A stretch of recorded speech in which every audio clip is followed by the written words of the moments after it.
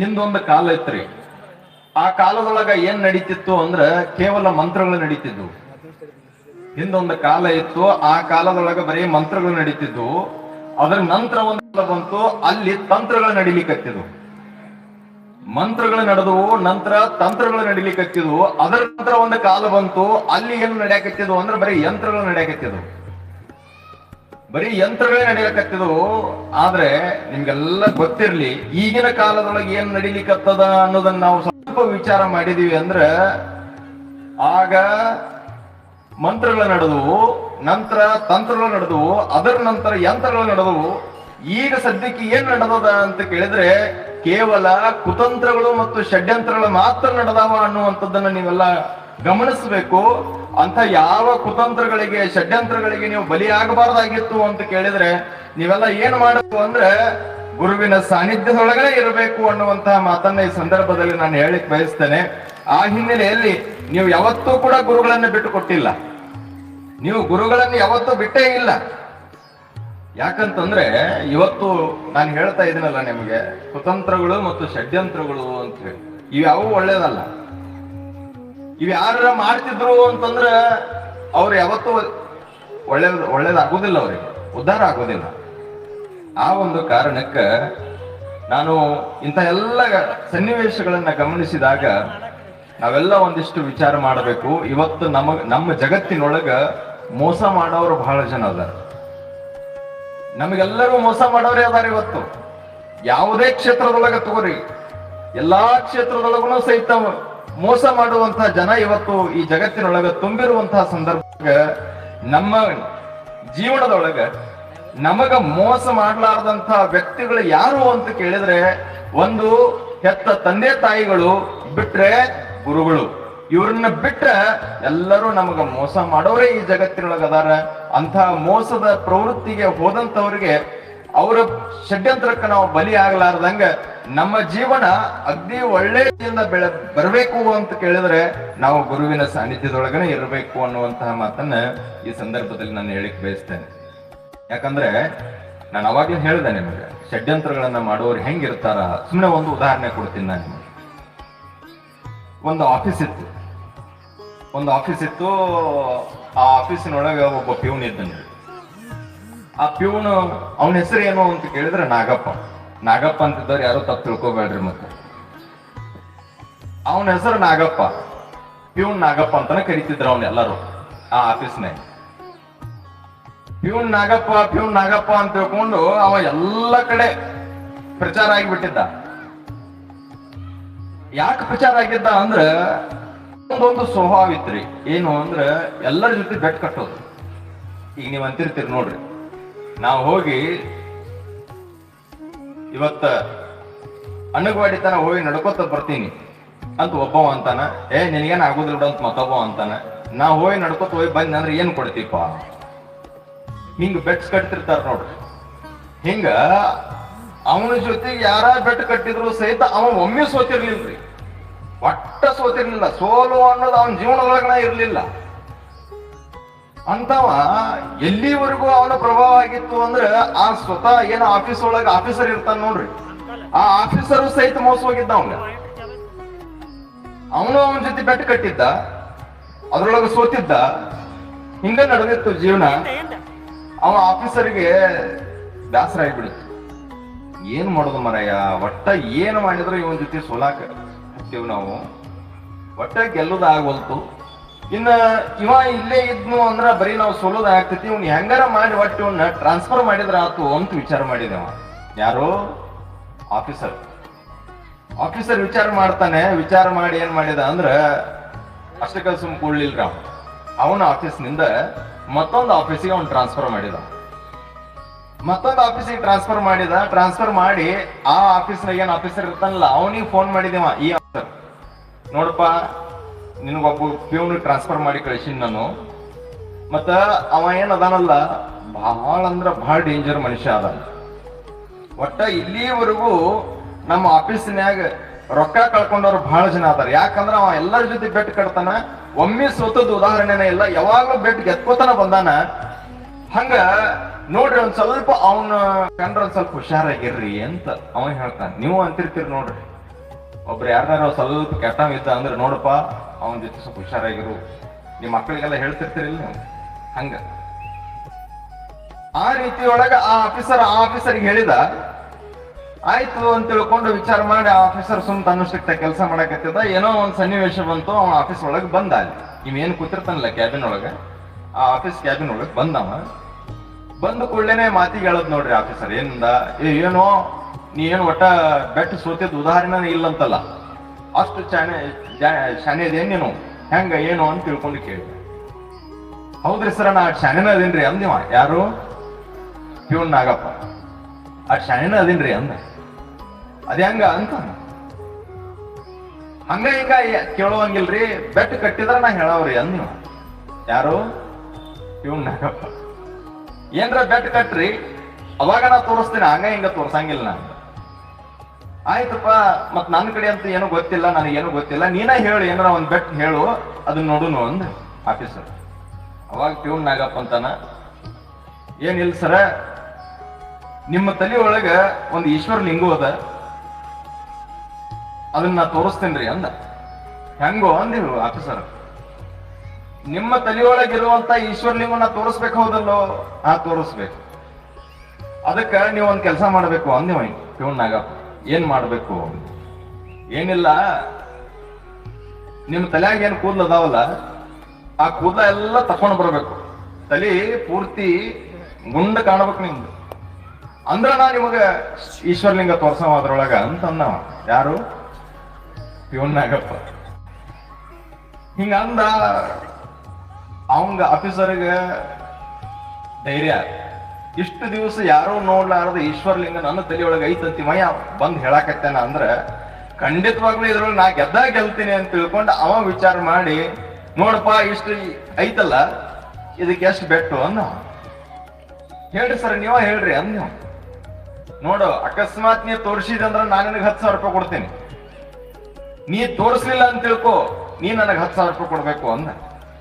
ಆಯ್ತಳ್ರಿ ಅಂದ್ ನೀವು. ಆಯ್ತಳ್ರಿ ಅಂದ ಕೂಡ್ಲೇನೆ, ಆಯ್ತು ಸರ್, ಹಂಗಾರ ನೀವು ನಾಳೆಗೆ ಬರುವಾಗ ತಲೆ ಬೋಳ್ಸ್ಕೊಂಡ್ ಬರ್ರಿ, ನಿಮ್ ತಲೆಯೊಳಗ ನಾ ಈಶ್ವರ್ಲಿಂಗ ತೋರಿಸ್ತೀನಿ ಅಂದ. ಆಯ್ತಳಪ್ಪ ಅಂತ ತಿಳ್ಕೊಂಡು ಅವ ಆಫೀಸರ್ ಏನಿದ್ದಲ್ಲ, ಮುಂಜಾನೆ ಹತ್ತು ಕೂಡಲೇನೆ ಒಂದು ಟಪಿಗೆ ಹಾಕೊಂಡು ಬಂದಿದ್ದವ. ಅವ ನೋಡಿದ, ನೋಡಿ ಅನ್ಕೊಂಡ ಬಲ್ಯಾಗ ಬಿತ್ತಿದ ಗಿರಾಕಿ ಅಂತ. ಸೀದಾ ಆಫೀಸ್ ಕ್ಯಾಬಿನ್ ಒಳಗೆ ಹೋದ್ಮೇಲೆ ಇವ ಅವನ ಹಿಂದಿಂದನ ಬಂದ. ಯಾರು? ಪ್ಯೂನ್ ನಾಗಪ್ಪ ಬಂದ ಕುಳಿನ, ಸರ ತಲೆ ಬೋಳ್ಸ್ಕೊಂಡ್ ಕಾಣ್ತೀರಿ ಅಂದ. ಹ್ಞೂ ಮರ, ನೀ ಮತ್ತೆ ಈಶ್ವರ್ಲಿಂಗ ತೋರಿಸ್ಬೇಕತ್ತಿ ಇಲ್ಲ, ತೋರಿಸಿ, ನಾ ತಲೆ ಬೋಳ್ಸ್ಕೊಂಡು ಬಂದೀನಿ. ನನ್ನ ಜೀವನದೊಳಗನ ಯಾರು ಹೇಳಿಲ್ಲ ನಿನ್ ತಲೆಯಾಗ ಈಶ್ವರ್ಲಿಂಗ ಐತತ್ ಹೇಳಿ, ನೀ ಹೇಳಕತ್ತಿ ಅಂದ್ರೆ ಗ್ಯಾರಂಟಿ ನಾ ಗೆಲ್ತೀನಿ ಇದ್ರೊಳಗ, ತಲೆ ಬೋಳ್ಸ್ಕೊಂಡು ಬಂದೀನಿ ನಾನು, ತೋರಿಸೀಗ ಅಂತ ತಿಳ್ಕೊಂಡು ಅವ ಯಾರಿಗೆ ಹೇಳಿದ? ಇವ್ ನಾಗಪ್ಪಗೆ ಹೇಳಿದ. ಆಯ್ತ್ರಿ ಸರ, ತೋರಿಸಿ, ತೆಗಿರಿ ನಿಮ್ ಟಪಿಗೆ ಅಂತಂದ. ಟಪಿಗೆ ತೆಗಿರಿ ಅಂತಂದ. ಟಪಿಗೆ ತೆಗದ. ಇವ ಬಂದ, ತಲೆ ನೋಡಿ ಒಂದ್ ರೌಂಡ್ ಸುತ್ತಾಡಿದ, ತಲೆಗೂ ಉಂಟ, ಎಲ್ಲೂ ಈಶ್ವರ್ಲಿಂಗ ಕಾಣ್ಲಿಲ್ಲ. ಅವಾಗ ಅವ ಏನಂದ, ಇಲ್ಲ ಸರ, ನಾ ಇಲ್ಲಿ ತನಕ ಯಾರ ಜೊತೆಗೂ ಸೋತಿರ್ಲಿಲ್ಲ, ನಿಮ್ ಜೊತೆ ನಾ ಸೋಲೋಂಗಾತ್ ನೋಡ್ರಿ ಅಂತ ತಿಳ್ಕೊಂಡು ತನ್ನ ಕಿಶಾಗಿದ್ದ 10,000 ರೂಪಾಯಿ ತೆಗೆದು ಅವ್ರ ಕೈಯಾಗ ಕೊಟ್ಟ. ಅವ್ರ ಕೈಯಾಗ ಏನು ಕೊಟ್ಟನಲ್ರಿ, ಇವ ಆಫೀಸರ್ ಬಹಳ ಅಂದ್ರೆ ಬಹಳ ಖುಷಿ ಆಗಿಬಿಟ್ಟ. ಇಲ್ಲಿ ತನಕ ಯಾರ ಜೊತೆ ಸೋಲಾರದ ವ್ಯಕ್ತಿನ ನಾ ಸೋಲ್ಸಿನಲ್ಲ ಅಂತ ತಿಳ್ಕೊಂಡು ಇವ ಏನ್ ಮಾಡಿದ್ ಗೊತ್ತನ್ರಿ, ಹಿಂದೇನ್ ಆಫೀಸರ್ ಇದ್ನಲ್ಲ ಹಿಂದಿನ ಆಫೀಸ್ನಾಗ, ಅವನಿಗೆ ಫೋನ್ ಮಾಡಿದೀವ. ಫೋನ್ ಮಾಡಿ, ಸರ ನೀವೇನ್ ಯಾರು ಸೋಲ್ಸಕ್ ಆಗಿರ್ಲಿಲ್ಲಲ್ಲ, ಅಂತದನ್ನ ಇವತ್ತು ಸೋಲ್ಸಿನ್ ನೋಡ್ರಿ ಅಂದ್ಕೂಳೆ ಅವ ಆಫೀಸರ್ ಅಂತಾನೆ, ಏನ್ ಮಾಡಿದ್ರಿ? ಏನಿಲ್ಲ, ನನ್ನ ತಲೆಯೊಳಗ ಈಶ್ವರ್ಲಿಂಗು ಐತಿ, ತೋರಿಸ್ತೀನಿ ಅಂತ ತಿಳ್ಕೊಂಡು ನನಗೆ ಬೆಟ್ ಕಟ್ಟಿದ. ಬೆಟ್ ಕಟ್ಟಿ ಸುಮ್ ಕುಂದಿರ್ಲಿಲ್ಲ, ತಲೆ ಬೋಳ್ಸ್ಕೊಂಡ್ ಬರ್ರಿ ಅಂತ ತಿಳ್ಕೊಂಡು ಹೇಳಿದ. ನಾ ತಲೆ ಬೋಳ್ಸ್ಕೊಂಡು ಬಂದೆ, ನನ್ನ ತಲೆಯೊಳಗೆ ಈಶ್ವರ್ಲಿಂಗ ತೋರಿಸುವಾಗ ನಾ ಸೋತೆ ಅಂತ ತಿಳ್ಕೊಂಡು 10,000 ರೂಪಾಯಿ ಕೊಟ್ಟು ನನ್ನ ಕಡೆ ಹೋದವ ಅಂತ ತಿಳ್ಕೊಂಡು ಹೇಳಿದಾಗ ಆ ಆಫೀಸರ್ ಇದ್ದಲ್ಲ, ಗಾತ ಆತ್ರಿ ಸರ್ ಅಂದ. ಯಾಕ ಅಂತ ಕೇಳಿದವ. ಸರ, ಇಲ್ಲಿಂದ ಹೋಗುವಾಗ ನಾ ಬೆಟ್ ಕಟ್ಟಿ ಹೋಗ್ಯಾನ, ಆ ಆಫೀಸಿಗೆ ಹೋದ ಮೇಲೆ ಆಫೀಸರ್ ತಲೆ ಬೋಳಿಸ್ತೀನಿ ಅಂತ ತಿಳ್ಕೊಂಡು ಇಲ್ಲಿ ಬೆಟ್ ಕಟ್ಟಿ ಹೋಗ್ಯಾನ. ಎಷ್ಟು ಅಂದ್ರೆ 50,000 ರೂಪಾಯಿ. ಪರಿಸ್ಥಿತಿ ಹೆಂಗಾಗಿರ್ಬಾರ್ದ್ರಿ ಒಂದು. ಇವತ್ತಿನ ಜಗತ್ತಿನೊಳಗೆ ಇಂಥ ಜನ ಅದ. ಅದಕ್ಕ ನಾವೆಲ್ಲ ಏನ್ ಮಾಡ್ಬೇಕು ಅಂದ್ರೆ ನಮ್ಮ ಜೀವನವನ್ನ ಸಾರ್ಥಕ ಮಾಡಿಕೊಳ್ಳುವಂತ ನಿಟ್ಟಿನೊಳಗೆ ಗುರುವಿನ ಮಾರ್ಗದರ್ಶನದೊಳಗೆ ನಾವ್ ಇದ್ವಿ ಅಂತಂದ್ರ ನಮ್ಮ ಜೀವನ ಸಾರ್ಥಕ ಆಗ್ತದೆ. ಇಲ್ಲ ಅಂದ್ರೆ ನಮ್ಮ ಜೀವನ ವ್ಯರ್ಥ ಆಗ್ತದೆ. ಈ ಜೀವನ ಹೆಂಗ ಅಂದ್ರಿ, ಕಂಡಕ್ಟರ್ನ ಜೀವನ ಇದ್ದಂಗಿದು. ಕಂಡಕ್ಟರ್ ದಿವ್ಸ ಬಸ್ನ್ಯಾಗ ಕಂಡಕ್ಟರ್ ಆಗ್ತಿರಿ ಹೋಗ್ತಿರ್ತಾನ ನೋಡ್ರಿ, ಅವನ ಜೊತೆಗೆ 100 ಜನ ಪ್ರಯಾಣ ಮಾಡ್ತಾರ. ದಿವ್ಸಕ್ಕೆ 100 ಜನ ಪ್ರಯಾಣ ಮಾಡ್ತಾರ. ಆದ್ರೆ ಅವ್ರು ಯಾರು ಕಂಡಕ್ಟರ್ಗೆ ಸಂಬಂಧಿಕರಲ್ಲ. ಅವಂಗ ಸಾವಿರಾರು ರೂಪಾಯಿ ದಿವ್ಸ ಕಲೆಕ್ಷನ್ ಆಗ್ತದ. ಆದ್ರೆ ಅದ್ಯಾವುದು ದುಡ್ಡು ಕಂಡಕ್ಟರ್ನಲ್ಲ. ಮತ್ತ ಅವ ಕೋಟಿ ರೂಪಾಯಿ ಬಸ್ಸಿನಾಗ ಅಡ್ಡಾಡ್ತಾನ ದಿವ್ಸ, ಆ ಬಸ್ ಅವಂದನ್ರಿ, ಬಸ್ಸು ಅವಂದಲ್ಲ. ಈಗ ನಮ್ ಜೀವನ ಅಂದ್ರೆ ಹೆಂಗ ಅಂದ್ರ ದಿವ್ಸ ನಮ್ ಜೊತೆಗೆ ಯಾರೋ ಬರ್ತಾರ, ಯಾರೋ ಹೋಗ್ತಾರ. ಎಷ್ಟೋ ದುಡ್ಡು ಬರ್ತದ, ಎಷ್ಟೋ ದುಡ್ಡು ಹೋಗ್ತದ, ಎಷ್ಟೋ ಆಸ್ತಿ ನಾವು ಗಳಿಸಿರ್ತೀವಿ, ಆ ಆಸ್ತಿ ಹೋಗಿರ್ತದ. ನೀವೆಲ್ಲ ಒಂದ ಅರ್ಥ ಮಾಡ್ಕೋಬೇಕು, ಈ ಜೀವನದೊಳಗ ಹೆಂಗ ಬಂದೇವಲ್ಲ ಹಂಗ ಹೋಗ್ಬೇಕೇ ವಿನಃ ನಾವು ಯಾವುದನ್ನು ತಗೊಂಡು ಹೋಗೋದಿಲ್ಲ ಅನ್ನುವಂಥದ್ದು ನಮಗೆ ಗೊತ್ತಿತ್ತು ಅಂತಂದ್ರೆ ನಮ್ಮ ಜೀವನ ಸಾರ್ಥಕ ಆಗ್ತದೆ. ಹುಟ್ಟಿದ್ರೆ ತಾಯಿ ಖುಷಿ ಪಡಬೇಕು, ಹುಟ್ಟಿದ್ರೆ ತಾಯಿ ಖುಷಿ ಪಡಬೇಕು. ಬೆಳೆದ್ರ ತಂದೆ ಗರ್ವ ಪಡಬೇಕು. ಹುಟ್ಟಿದ್ರೆ ತಾಯಿ ಖುಷಿ ಪಡಬೇಕು, ಬೆಳೆದ್ರೆ ತಂದೆ ಗರ್ವ ಪಡಬೇಕು. ಬದುಕಿದ್ರೆ ಸಮಾಜ ಮೆಚ್ಚಬೇಕು. ಬದುಕಿದ್ರೆ ಹೆಂಗ ಸಮಾಜ ಮೆಚ್ಚತದೋ, ಸತ್ತ ಮೇಲೆ ಅಕಸ್ಮಾತ್ ಅವ ಸತ್ತ ಅಂದ್ರ ಅವನ ವೈರಿ ಕೂಡ ಬಂದು ಕಣ್ಣೀರಿಡಬೇಕು. ಅಂದಾಗ ಮಾತ್ರ ನಮ್ಮ ಜೀವನ ಸಾರ್ಥಕ ಆಗ್ತದೆ. ಇಲ್ಲ ಅಂದ್ರೆ ನಮ್ಮ ಜೀವನ ಸಾರ್ಥಕ ಆಗೋದಿಲ್ಲ ಅನ್ನುವಂಥದ್ದು ನೀವೆಲ್ಲ ತಲೆಗೆ ಇಟ್ಕೋಬೇಕು. ಆ ಹಿನ್ನೆಲೆಯಲ್ಲಿ ನಾವು ಎಷ್ಟು ಸಮಾಧಾನವಾಗಿರ್ತೀವಿ, ಎಷ್ಟು ಗುರುವಿನ ಸಾನ್ನಿಧ್ಯದೊಳಗೆ ನಾವು ಅವರ ಮಾರ್ಗದರ್ಶನದೊಳಗೆ ನಡೀತೇವೋ ಅಷ್ಟು ನಾವು ನಮ್ಮ ಜೀವನದೊಳಗೆ ಚಂದಾಗಿರ್ತೀವಿ ಅನ್ನುವಂಥದ್ದು ನಿಮ್ಗೆಲ್ಲ ಗೊತ್ತಿರ್ಬೇಕು. ಈ ಶಿವನಿಗೆ ನೀವೆಲ್ಲರೂ ಬಿಲ್ವ ಪತ್ರೆಯನ್ನ ಅರ್ಪಣೆ ಮಾಡ್ತೀರಿ, ಹೌದಾ?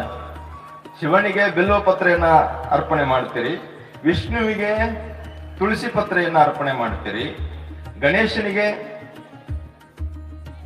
ಗರಿಕೆ ಪತ್ರೆಯನ್ನ ನೀವು ಅರ್ಪಣೆ ಮಾಡ್ತೀರಿ. ಆದ್ರೆ ನಿಮ್ಗೆಲ್ಲ ಗೊತ್ತಿರ್ಲಿ, ಇಷ್ಟೆಲ್ಲ ನಾವು ಭಗವಂತನಿಗಾಗಿ ಅರ್ಪಣೆ ಮಾಡ್ತೀವಿ ಅಂದಾಗ ಮನುಷ್ಯನಿಗೆ ದಿವಸ ಏನಾಗ್ತದ ಅಂದ್ರೆ ಬರೀ ತಾಪತ್ರೆ ತಾಪತ್ರೆ ತಾಪತ್ರೆ. ನಾವೆಷ್ಟೆಲ್ಲ ಪತ್ರೆಗಳನ್ನ ಒಯ್ದು ಭಗವಂತನಿಗೆ ಅರ್ಪಣೆ ಮಾಡ್ತೀವಲ್ಲ, ಅಷ್ಟು ಪತ್ರೆಗಳನ್ನ ಅರ್ಪಣೆ ಮಾಡಿದ್ರೂ ಸಹಿತ ನಮಗೆ ತಾಪತ್ರೆಗಳು ತಪ್ಪಿಲ್ಲ. ದಿನವೂ ತಾಪತ್ರೆ ತಾಪತ್ರೆ ತಾಪತ್ರೆ. ಒಂದ್ ಸ್ವಲ್ಪ ಹೆಚ್ಚು ಕಡಿಮೆ ಆಯ್ತು ಅಂದ್ರೆ ಸರ್ಕಾರಿ ಆಸ್ಪತ್ರೆ. ನೆನಪಿಟ್ಕೋಬೇಕು ನೀವೆಲ್ಲ. ಈ ಹಿನ್ನೆಲೆಯೊಳಗ ನಾವ್ ಏನ್ ಮಾಡ್ಬೇಕು ಅಂದ್ರೆ ಗುರುವಿನ ಮಾರ್ಗದರ್ಶನದೊಳಗೆ ನಾವು ಹೋದ್ವಿ ಅಂತಂದ್ರೆ ನಮಗೆ ಯಾವ ತಾಪತ್ರೆಗಳು ಕೂಡ ಬರೋದಿಲ್ಲ ಅನ್ನುವಂಥದ್ದು ನಮಗೆ ಗೊತ್ತಿರಬೇಕು. ಆ ಹಿನ್ನೆಲೆಯಲ್ಲಿ ಗುರುವಿನ ಮಹತ್ವವನ್ನ ನಿಮ್ಗೆಲ್ಲರಿಗೂ ಒಂದು ಮಾತನ್ನ ಹೇಳಬೇಕು ಅಂತಂದ್ರೆ ಅಲ್ಲಮ ಪ್ರಭುದೇವರು ಒಂದು ಮಾತು ಹೇಳ್ತಾರೆ. ಕಂಡುದ ಹಿಡಿಯಲೊಲ್ಲದೆ ಕಾಣದುದ ನರಸಿ ಹಿಡಿದಿಗೆ ನೆಂದಡೆ ಸಿಕ್ಕದೆಂಬ ಬಳಲಿಕೆಯು ನೋಡ. ಕಂಡುದನೆ ಕಂಡು ಗುರುಪಾದವ ಹಿಡಿದಲ್ಲಿ ಕಾಣದುದ ಕಾಣಬಹುದು ಗುಹೇಶ್ವರ ಅಂತ. ಈ ವಚನದ ಅರ್ಥ ಏನು ಅಂತಂದ್ರೆ, ನಾವು ಈ ಜಗತ್ತಿನೊಳಗೆ ಏನ ಕಾಣೋದಿಲ್ಲಲ್ಲ ಅದನ್ನು ನಾವು ಕಾಣಬೇಕು ಕಾಣಬೇಕು ಕಾಣಬೇಕು ಅನ್ನುವಂತ ಹಂಬಲ ನಮಗೆ ಬಹಳ ಇರ್ತದೆ. ಈ ಜಗತ್ತಿನೊಳಗೆ ನಮಗೆ ಕಾಣದೇ ಇರುವಂತ ವಸ್ತು ಯಾವ್ದ್ರಿ? ಯಾರಿಗೂ ಇಲ್ಲಿ ತನಕ ಕಂಡೇ ಇಲ್ಲ ಅವನು. ಯಾರು? ಯಾರ್ರಿ? ಅದಿರಿ ಇಲ್ಲಿ ಎಲ್ಲರೂ ಇಲ್ಲೇ? ಅಲ್ಲಿ ಹೇಳ್ತಾರ ನೋಡ್ರಿ, ನಾವು ಜಗತ್ತಿನೊಳಗ ಕಾಣದೇ ಇರತಕ್ಕಂಥದ್ದು ನಾವ್ ಯಾವಾಗ್ಲೂ ಕಾಣಬೇಕು ಅಂತೀವಿ. ಮತ್ತ ನಮಗ ಬಂದ್ ನಾವು ಕಾಣಿಸ್ಬೇಕು ಕಾಣಿಸ್ಬೇಕು ಕಾಣಿಸ್ಬೇಕು ಅಂತ ತಿಳ್ಕೊಂಡ ವಿಚಾರ ಮಾಡ್ತಿರ್ತೇವೆ. ಯಾರು ಅಂದ್ರೆ ಭಗವಂತ.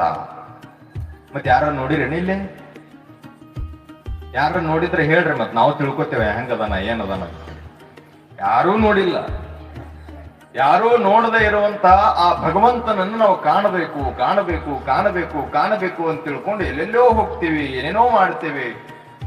ಆದ್ರೆ ಭಗವಂತ ಎಂದೂ ನೀವು ಹೋದಾಗ ಬಾರ್ವಾ, ಯಾವಾಗ ಬಂದಿ, ಆರಾಮದಿಯೇನು, ನಿನ್ ಮನ್ಯಾಗ ಮಕ್ಕಳೆಲ್ಲ ಹೆಂಗದಾರು, ಏನ್ರ ಕೇಳಿದ ಉದಾಹರಣೆ ರೀ? ಯಾವ್ರ ದೇವ್ರು ಕೇಳ್ಯಾನ ನಿಮಗ?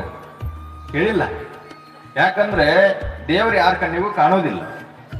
ಆದ್ರೆ ಆ ಕಣ್ಣಿಗೆ ಕಾಣದೇ ಇರುವಂತಹ ದೇವರನ್ನ ನಾವು ಎಲ್ಲಿ ಕಾಣಬೇಕು ಅಂದ್ರೆ ಅಲ್ಲಮ ಪ್ರಭುದೇವರು ಹೇಳ್ತಾರೆ, ಕಂಡುದನ್ನೇ ಕಂಡು ಗುರುಪಾದವ ಹಿಡಿದಲ್ಲಿ ಕಾಣದುದ ಕಾಣಬಹುದು ಗುಹೇಶ್ವರ ಅನ್ನುವಂತಹ ಮಾತನ್ನ ಹೇಳ್ತಾರೆ.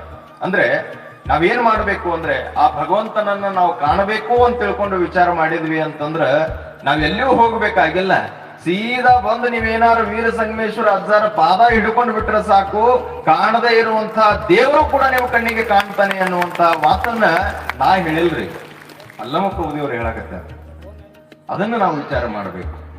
ಆ ಹಿನ್ನೆಲೆಯ ಒಳಗೆ ಗುರುವಿನ ಮಹತ್ವ ಅಂತಂದ್ರೆ ಇದೆ.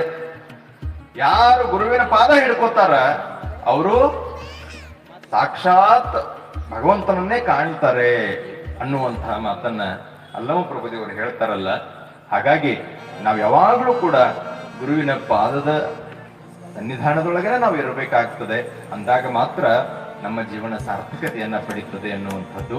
ನಮ್ಮ ಜೀವನಕ್ಕೊಂದು ಬೆಲೆ ಬರಬೇಕಾಗಿತ್ತು ಅಂದ್ರೆ ಗುರುವಿನ ಜೊತೆಗೆ ನಾವಿರಬೇಕು.